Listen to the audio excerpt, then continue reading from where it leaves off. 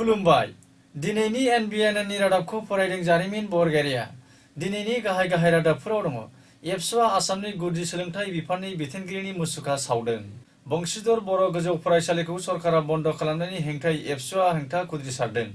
गुबुन दाबि दावाफोरखौ लानानै बड'लेण्ड जनजाति सुरक्षा मन्चनि खौरांगिरि मेल आरो आयेननि बेरेखायै थिर आरो लटारि टिकेट फाननायनि दायाव 3 सुबुंखौ हमदों दानिया फैदो आबुं रादाबाव बावैसो सान सिगां आसामनि सोलोंथाइ बिफाना गुदि फरायसालि आरो गेजेर फरायसालिफोराव लांदां जानानै थानाय फोरोंगिरि मासिनि थाखाय गासै 5395 लांदां फोरोंगिरि मासिफोरनि गेजेराव असमिया बिजोङाव 4070 बेंगली बिजोङाव 1267 हिन्दी बिजोङाव 52 आरो हामार बिजोङाव 4 लांदां जानानै थानाय फोरोंगिरि मासिफोरखौ फोसावो नाथाय दुखुनि बाथ्रा आसाम सरकारनि सोलोंथाइ बिफाना बर' बिजोंफोराव गोबां बिबांनि लांदां जानानै थानाय बर' बिजोंनि मासिफोरखौ सुफुंनो थाखाय फोरोंगिरि मासिनि सार्कुलार फोसावैखौ दुलाराय बर' फरायसा आफादा समबाराव गोख्रों रावजों सोंखारियो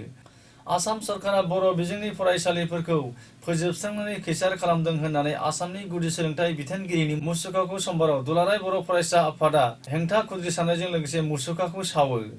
दुलाराय आसामनि गुबुन जिल्लाफोरजों लोगोसे क'क्राझारावबो क'क्राझार जिल्ला कमिटि एबसुनि बानजायनायाव सहरनि आरएनबि लामायाव थानाय प्रगति भवननि लांगोनायाव आसामनि गुदि सोलोंथाइ बिफाननि बिथोनगिरि एसके बुवानि मुसुखाखौ सावो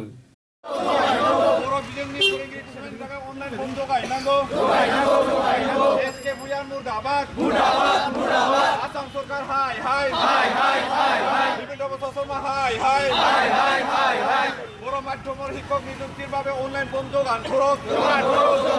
বড় মাধ্যমৰ শিক্ষক নিযুক্তিৰ বাবে অনলাইন বন্ধ আন্তৰক we want justice we want justice Assam সরকার হাই আসাম সরকার হাই বড় মাধ্যমৰ শিক্ষক নিযুক্তিৰ বাবে অনলাইন বন্ধ আন্তৰক we want solution क'क्राझार जिल्ला कमिटि एबसुनि बानजायनायाव हेंथा खुद्रिसारनानै मुसुखा सावनाय हाबाफारियाव मिरु एबसुनि सोलोंथाइ नेहाथारि कास्टम बसुमतारिया बाहागो लानानै बुङोदि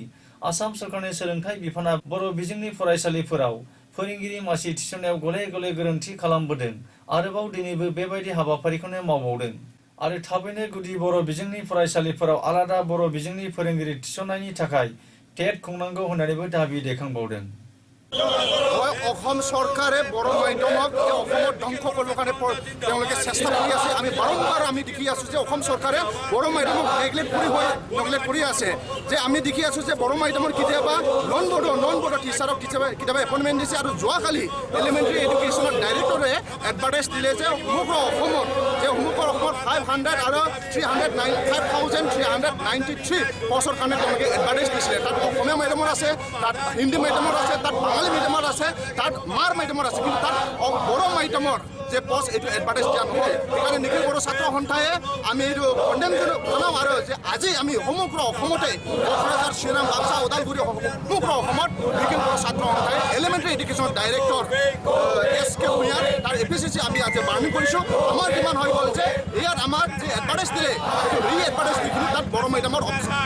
পোষ্টৰো এডভাৰটাইজ লাগে আৰু পুনৰ তাৰ অনলাইন যে বড়ো মিডিয়াম টিচাৰকলে তাত এপ্লাই কৰিব পাব লাগে আৰু যি 6 চিডেল এৰিয়াত যেতিয়া টেট এক্সাম হৈছিলে তাত সমগ্ৰ অসমৰ মানুহকেইটা লিখি কিনি তাত 6 চিডেল এৰিয়া বিটিচি কাৰ্বি আংলং আৰু এনচি লত অসমত ষ্টুডেণ্টকেইটা তাত চাকৰি কৰি আছে কিন্তু 6 চিডেল এৰিয়াত তাত অসমত চাকৰি কৰিব নোৱাৰিব বুলি তাত মেনশ্যন দিয়া আছে এইটো আমি নিখিল বড়ো ছাত্ৰ সন্থাই এইটো পুনৰ কিন্তু আমাক লাগে যে 6 চিডেল এৰিয়াৰ মানুহকেইটা ষ্টুডেণ্টকেইটাও যাতে সমগ্ৰ অসমত যাতে চাকৰি কৰিব পাৰে তাৰ কাৰণে যি অসম চৰকাৰে ডিভিজন বনাইছে 6 চিডেল আৰু নন 6 চিডেল এৰিয়া আমি নিখিল বড়ো ছাত্ৰ সন্থাই আমি প্ৰটেষ্ট জনাওঁ যে আমাক পুনৰ এইটো 6 চিডেল এৰিয়াৰ ষ্টুডেণ্টকেইটা অসমত চাকৰি কৰিব পাব লাগে এই আমাৰ নিখিল বড়ো ছাত্ৰৰ দাবী कामरुप जिल्लानि रङिया नोगोरनि बेन्दोङाव थानाय बंशीधर बर' गोजौ फरायसालिखौ आसाम सरकारनि सोलोंथाइ बिफाना बन्द खालामनाय जाथायनि हेंथायै समबाराव दुलाराय बर' फरायसा आफादनि बानजायनायाव मोनसे गोख्रों हेंथा सोमावसारनाय हाबाफारि दिन्थिफुङो कामरुप जिल्ला दुलाराय बर' फरायसा आफादनि बानजायनायाव दिन्थिफुंनाय हेंथा सोमावसारनाय हाबाफारियाव बंशीधर बर' गोजौ फरायसालिनि फरायसा फरायसुलिफोरजों लोगोसे एबसुनि दैदेनगिरि आरो मावथिफारिफोरा रङिया सहराव हेंथा खुद्रिसारनाय हाबाफारिखौ दिन्थिफुङो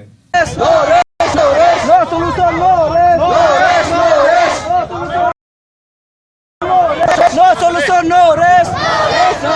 आसाम सरकारा बर' बिजोंनि फरायसालिफोरखौ बिमा बाथुल मेगनजों नोजोर होबोबाय थानाय आरो बर' बिजोंनि फरायसालिफोरखौ फोजोबस्रांनानै खैसार खालामनायनि हेंथायै दुलाराय बर' फरायसा आफादा गोख्रों रावजों सोंखारियो। बिटिएडि ओनसोलाव बावैसो सान सिगां सोमजिनाय हा हुनि मोनथायनि सायाव बिटिसि सरकारा ट्राइबेल बेल आरो ब्लकफोरखौ रैखाथि होनांगौनि राहा खालामनांगौ होननानै बड'लेण्ड जनजाति सुरक्षा मन्चआ गोख्रों दाबि दैखांदों। समबाराव क'क्राझार प्रेस क्लाबाव खुंफुंनाय मोनसे खौरांगिरि मेलाव बड'लेण्ड जनजाति सुरक्षा मन्चनि आफादगिरि जनकलाल बसुमतारिया बाहागो लानानै बुङोदि बिटिएडि ओनसोलनि सिङाव थानाय ट्राइबेल बेल आरो ब्लकफोरनि हा बाहागोखौ ट्राइबेल नङै हारि हारिसाफोरा नाख्रेबनानै गादबनानै आरो सोबख'नानै लानो नाजानायनि हेंथायै सरकारा गोख्रों राहा लानांगौ होननानै दाबि दैखांदों। आइনৰ নীতিমতে অধিসূচনা জাৰি কৰাত স্পষ্টকৈ কেৱল অবিভক্ত গোৱালপাৰা জিলাৰ কোচ राजबंशी बुलिহে দিয়া হৈছে। समाजनि बेरेखा हाबा थामहिनबा आयेननि बेरेखायै गोबाव समनिफ्रायनो क'क्राझार सहराव आयेननि बेरेखायै शिलं तिर आरो नागालेण्ड लटारि टिकेट फाननायनि दायाव 3 सुबुंफोरखौ पुलिसआ खायो। समबाराव क'क्राझार पुलिसआ मोनसे स्रोद सुलुंनि बिथाजों संदाननानै आयेननि बेरेखा हाबा मावग्रा फारियै कटपारानि थागिबि बाबुल सेन, जाहांगीर आलम आरो टेङापारानि थागिबि मुकुल चन्द्र साहाखौ हमनो हायो। बिसोरनि हेंथायै क'क्राझार सदर पुलिस थानायाव मोनसे केस रेजिस्टार खालामनाय जादों होननानैबो पुलिसनि सुलुङाव फोरमायबावदों। रादाबखौ फोजोबनायनि सिगां गाहाय रादाबखौ फिन खेबसे फरायफिनबावदों। एबसुआ आसामनि गुदि सोलोंथाइ बिफाननि बिथोनगिरिनि मुसुखा सावदों। बंशीधर बर' गोजौ फरायसालिखौ आसाम सरकारा बन्द खालामनायनि हेंथायै एबसुआ गोख्रों हेंथा खुद्रिसारदों। गुबुन गुबुन दाबि दावाफोरखौ लानानै बड'लेण्ड जनजाति सुरक्षा मन्चनि खौरांगिरि मेल आरो आयेननि बेरेखायै थिर आरो लटारि फाननायनि दायाव 3 सुबुंखौ पुलिसआ हमदों। बेजों लोगोसे दिनै रादाबा एसेनोसै। गोजोन्थों।